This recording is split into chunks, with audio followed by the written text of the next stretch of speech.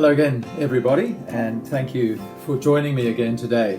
Today we are into Psalm 120, the first of the songs of ascents. It's a great little psalm and one that really lays the foundation for this whole collection. And I've been working away at it over the past few hours, just thinking about it, reading around it. It really actually has been a real challenge to me and helped me to understand something of the burden that the psalmist felt, and really a burden that in many ways we as believers living in a fallen world share. And I think you'll see that as we work through it. Now I want to take some time over it, not rush our study, so I'm just doing Psalm 120 today, even though we could, as I said yesterday, look at these psalms as triplets. And what I'd like us to see, first of all, is the structure of the psalm. One of the key things about reading the psalms for ourselves and benefiting from them is to understand their structure, to see how psalms work as poetry. They obviously are highly structured, and they often use imagery or repetition as a way in which the argument or the message of this poem gets built up and its impact is made. If we look at the structure of the psalm, we see that it is a song of ascents. That's right there in the beginning. And then we see in verse 1 and 2 that we have a report of a prayer. In my distress I called to the Lord and he answered me, and this may well be the distress or the prayer. Deliver me, O Lord, from lying lips and from a deceitful tongue. So 1 and 2 we have the report of a prayer that was prayed and answered. Verse 3 and verse 4, we have an imprecation. You could use the word curse, although that doesn't sound so good. But they're quite common in the Psalms, where the psalmist is calling upon God to do something about his enemies, to deal with his enemies in a way that is just and where the punishment will fit the crime. Notice the psalmist isn't taking the punishment into his hands. He's looking to the Lord for deliverance, but he wants the Lord to deal with the enemies in the way that they deserve. So that's verse 3 and 4, the imprecation or the curse. And then verse 5, 6 and 7, we have a lament, beginning with those words, woe. And the psalmist is lamenting the situation in which he finds himself. And he says something about himself in verse 7 that's of fundamental importance.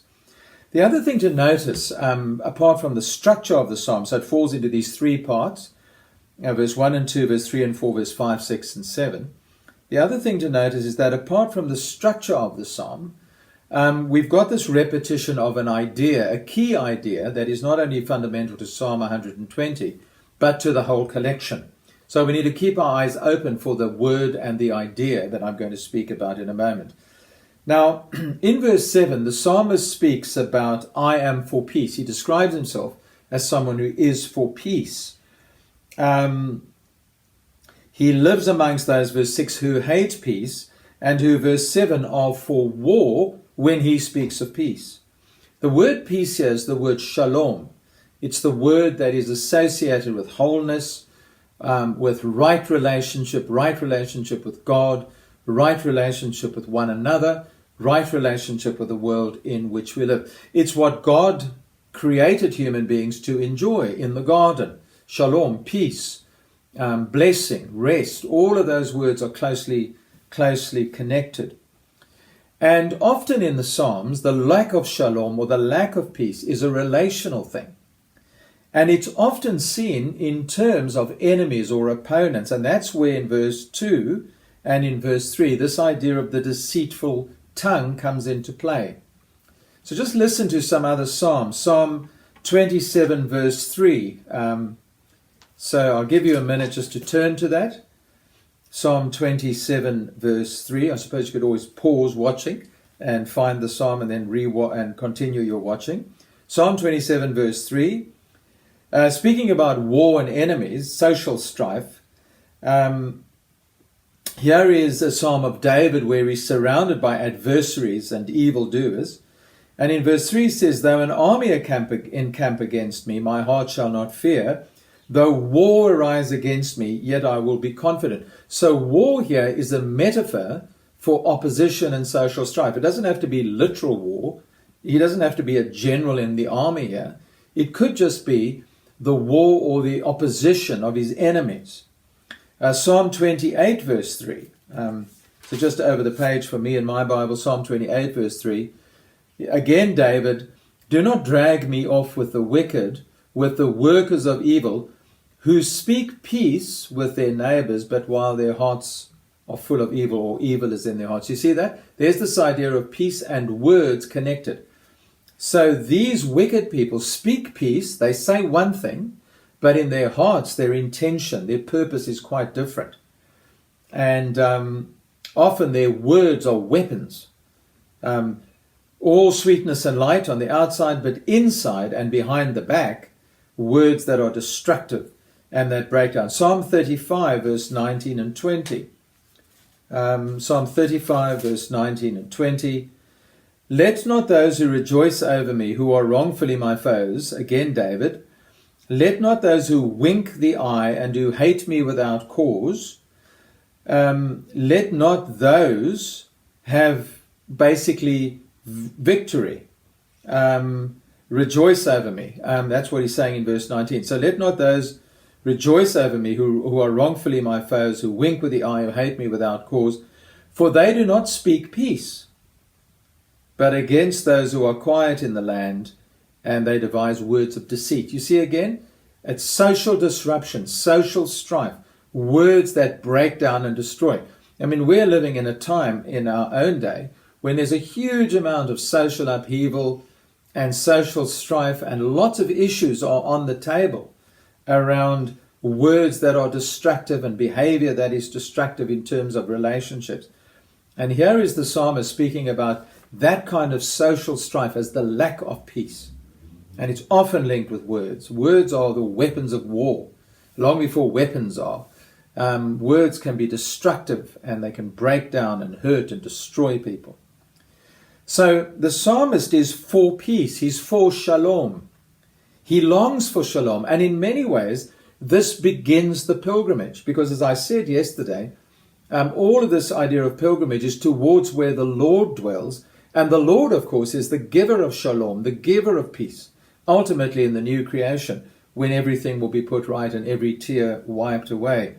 And there'll be no hint of COVID-19 or the great pain and loss economically and personally and health-wise and relationally and the loss of loved ones that goes along with this broken world in which we live and in which we suffer very often. So the psalmist is for peace. His quest is for shalom. And it's this quest for shalom which sends him on the pilgrimage. Sends him on the pilgrimage towards Jerusalem, where in the Psalms, shalom is to be found. But notice that his experience from which he begins, verse 5 and verse 6, is dwelling amongst those who hate peace. So he longs for shalom, he longs for peace, for wholeness. But his experience is that he lives amongst those who are for war, against peace, against shalom. Meshech and Kedar are two places associated with war or with strife. So Ezekiel 38 verse 2, again, just take a moment if you need pause listening and find Ezekiel. Ezekiel chapter 38 and verse 2. What do we discover in verse 2? The word of the Lord came to me, Son of man, set your face towards Gog, the land of Magog, the chief prince of Meshech and Tubal, prophesy against him. So, and then there's a great war analogy in chapter 38. So Meshech is associated with darkness and with war. Kedar in Isaiah 21, so just back from Ezekiel through Jeremiah, back to the book of Isaiah, pardon me, Isaiah chapter 21, and where are we? Verse 13. Isaiah chapter 21 and verse 13 through to verse 17. We won't look at the whole, but what we discover here is that in this passage, in 13 to 17, there is again a picture of discord. Verse 13, behold, joy and gladness, killing of oxen, Where am I? Isaiah 22. Now I've got the wrong verse. That's not going to help us at all. Isaiah 21 verse 13. There we go. An oracle concerning Arabia. So Kedar is in the Arabian desert. An oracle concerning Arabia. In the thickets in Arabia you will lodge, O caravans of the Dedanites. To the thirsty bring water. Meet the fugitive with bread. O inhabitants of the land of Tamar, Kedar. For they have fled from the swords and from the drawn sword, from the bent bow, from the press of the battle. That language of Arabia, of Temna, is the same. Tema is the same basic idea around Kedar, the Arabian desert or wilderness. So Meshech and Kedar are associated with war and disruption and disaster. And the psalmist describes his painful experience as living in this land of war, living in this place where peace and shalom and wholeness are absent. And he has this deep desire to have peace. Now, I'm sure we can all say, whoa, I just need some peace in my life, But we're not talking about leisure or chilling out or some downtime. It's a much deeper desire. This is a desire for righteousness, for justice, for wholeness, for restitution, for restoration, for the removal of all that is wrong and broken and evil, and the establishment of all that is right. That's what he longs for. And so he sets out on pilgrimage. But I want you to notice that where the psalm begins not with the lament, but really with the prayer which says, O Lord, I live in this scenario. Will you deliver me? In my distress I call to you. So the psalmist understands that life in this broken world will create pain and burden, but that the right response to this is not just pilgrimage to Jerusalem. It's not about physical pilgrimage. In that sense, the pilgrimage to Jerusalem, the physical city, is actually metaphorical for the turning toward the Lord, because Jerusalem is associated with Yahweh dwells, where his ark of his covenant is, where his temple is in the Old Testament, where his presence dwells. But remember, the temple can't contain Yahweh. So here in the midst of Meshech and Kedar, the pilgrim cries out to the Lord and says, Lord, I cry to you in my distress. I long for peace, for wholeness. I live in a world that is broken, where shalom is not appreciated, and in fact, where social strife reigns. And I cry to you in my distress. And then this wonderful conviction, verse 1, in my distress I called to the Lord, and he answered me. So the beginning of pilgrimage is really prayer. The beginning of pilgrimage is dependence on the Lord. The beginning of pilgrimage is to understand that on our journey through life as Christians, the solution doesn't lie ultimately in some physical destination, but in the Lord who journeys with us toward the promised land, and who is actually answering our prayers, and who sees and understands the burdens that we bear, and who in the end will grant our petition. As we move through Psalm 121 and 122 and forwards, we'll see how the Lord is the psalmist's helper. So 3 parts to the psalm: characteristic structure of a report, an imprecation and a lament, a repetition of the idea of the deceitful tongue, words of war versus peace, shalom, the contrast between those things, the psalmist's self-description of a pilgrim longing for wholeness and peace, and the recognition that ultimately peace and shalom is found only in the Lord, who is the giver of peace.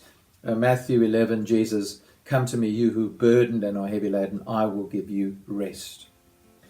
Tomorrow, Psalm 121, probably on its own, not with 122. Look forward to seeing you.